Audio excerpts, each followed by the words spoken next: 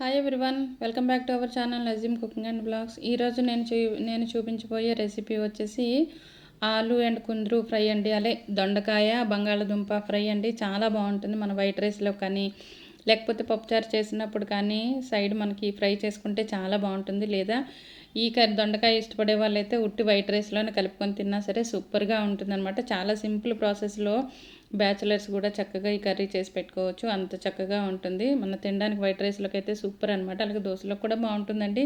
నచ్చిన వాళ్ళు అయితే వేరే టిఫిన్లో కూడా కలిపి తినొచ్చు.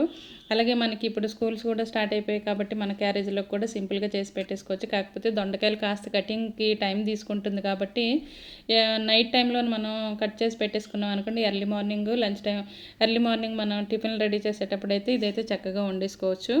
ఫ్రై ఎలా చేయాలో చూసేద్దాము. ఇలా బాండీ పెట్టుకొని నేనైతే కాస్త పోపులు వేసేసాను. జీలకర్ర, అలాగే మినపప్పు, అలాగే శనగపప్పు, అలాగే కాస్త కరివేపాకు వేసేసాను. పోపుల్లోనే మనం రెగ్యులర్గా వేసుకునే పోపులే వేసేసుకొని కొన్ని వైట్ ఆనియన్స్ అయితే ఇందులో వేసేసాను. ఇవి కూడా కాస్త పొడవుగా మన ఇష్టం ఎలా కట్ చేసినా పర్వాలేదు, ఫ్రైలోకే కాబట్టి వేగిపోతాయి వేగంగానే. ఇవి చిటపటమన్నప్పుడైతే నెక్స్ట్ ప్రాసెస్ చూద్దాం. చెప్పాను కదా, దొండకాయ అయితే కాస్త టైం తీసుకుంటుంది కాబట్టి మనం నైట్ టీవీ చూస్తూనో లేకపోతే ఏదో వర్క్ చేసుకున్నప్పుడు ఖాళీ కూర్చొని టైంలోనే కట్ చేసి పెట్టేసుకున్నాం అనుకోండి, మార్నింగ్ మనం ఎర్లీగా లేచినప్పుడు కాలేజ్ బాక్సెస్ కడుతుంటాం కదా, కట్టేటప్పుడు అయితే ఫ్రై చేసుకోవచ్చు. చాలా బాగుంటుంది. మధ్యాహ్నం వాళ్ళు తినేటప్పుడు అయితే చాలా టేస్టీ అనిపిస్తుంది వాళ్ళకి. ఇందులో మనం బంగాళదుంప కూడా వేస్తున్నాం కాబట్టి చాలా బాగుంటుంది. కర్రీ మనకి కటింగ్ లేట్ కానీ కర్రీ అయితే ఫాస్ట్గా అయిపోతుందండి. బంగాళదుంప అయినా మనకి దొండకాయలైనా సరే కటింగే కాస్త టైం తీసుకుంటుంది కదా, వండడం అయితే చాలా ఫాస్ట్గా కుక్ అయిపోతుంది. చూసారు కదా, నేనైతే ఇలా సన్నగా తరిగాను. చాలా చిన్న పీసెస్గా కట్ చేసుకున్నాను అనమాట. మనం ఫ్రై పొడవుగా కూడా కట్ చేయొచ్చు, కానీ నేనైతే ఇలా తీసుకున్నాను. ఇవైతే దగ్గరగా వేగిన తర్వాత ఇందులో కొంచెం సాల్ట్ వేసుకుందాము. సాల్ట్ వేసుకున్నాం అనుకోండి, మన వెజిటేబుల్స్ కాస్త వేగంగా మగ్గిపోతాయి అనమాట. మనకి ఫాస్ట్గా అయిపోవాలి అనుకుంటే కాస్త సాల్ట్ వేసుకుంటే చక్కగా మగ్గిపోతాయి. చూసారు కదా, నేనైతే ఇలాగ చిన్న చిన్న పీసెస్గా కట్ చేసి ఇందులో వేసేసాను. వేసిన తర్వాత కొంచెం సాల్ట్ వేసేసి బాగా కలిపేద్దాము. కలిపి ఒక్క 2 నిమిషాలు 3 నిమిషాలు ఉంచామనుకోండి, హైలోనే మనం కలుపుకుంటూ దగ్గర ఉంటే చక్కగా అయిపోతుంది. అలాగే మనం ముందుగా కట్ చేసుకున్నాను చెప్పాను కదా, 2 బంగాళదుంపలు కూడా నేనైతే చిన్న పీసెస్గా కట్ చేశాను. అవి కూడా ఇందులో వేసేసి 2 కలిపి మగ్గించుకుంటే మన ఫ్రై అనేది చాలా చక్కగా రెడీ అయిపోతుంది. మీకు ఇష్టమా అండి కాంబినేషను? మన ఆలు అండ్ దొండకాయ ఫ్రై మీకు ఇష్టమా? బాగుంటుంది కదా, తినడానికి బాగుంటుంది. అలాగే హెల్త్కి కూడా మంచిది. చాలామంది మాకు చిన్నప్పుడు అయితే దొండకాయ పెట్టేవాళ్ళు కాదు, ఎందుకంటే చదువు రాదు అని చదువుకునే టైంలోనే.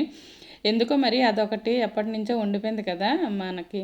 దొండకాయ తింటే చదువు అవ్వదు అని ఎక్కువగా బెండకాయ పెడతారు. ఏంటో దొండకాయ తిన్న వాళ్ళు ఏమొచ్చి చదువు అవ్వలేదా, లేకపోతే బెండకాయలు తినేవాళ్ళు ఐఏఎస్లు అయిపోయారా ఏంటి, ఏమో మరి అంటుంటారు కదా చిన్నప్పుడు. అంటారు కదా, అలానే సమయం వచ్చింది కాబట్టి చెప్తున్నాను. అలా అనుకుంటే మా 10th క్లాసు మేమైతే చాన్నాళ్ళ తర్వాత గెట్ టుగెదర్కి కలిసినప్పుడైతే మా 10th క్లాసు మేము చదివేటప్పుడైతే టాప్గా ఉండేవాళ్ళు మా క్లాస్మేట్స్. ఏ సెక్షన్ వాళ్ళు, బి సెక్షన్ వాళ్ళు అని ఉండేవాళ్ళు అనమాట. వాళ్ళైతే అప్పట్లో బాగా చదివి మంచి ర్యాంకులో ఉన్న వాళ్ళైతే ఏమీ కాకుండా చిన్న చిన్న పొజిషన్లోనే ఉన్నారు. క్లాస్ లాస్ట్లో వచ్చి అసలు ఏమీ చదివేవారు, అల్లరి ఎక్కువ చేసి ఎప్పుడు టీచర్స్ తర్వాత తనులు తింటూ ఉండేవారు. వాళ్ళైతే మంచి పొజిషన్లో ఉండి యూఎస్లో ఒకరు, కెనడా ఒకరు అలాగా సెటిల్ అయిపోయారనమాట. వినేటప్పుడు నాకే చాలా ఆశ్చర్యం అనిపించింది. వామ్మో, అందుకే చాలామంది చెప్తూ ఉంటారు కదా, మనకి మార్క్స్ ఇంపార్టెంట్ కాదు, మన బుర్రలో జ్ఞానం ఇంపార్టెంట్ అని. అంతే కదా, ఏమంటారు?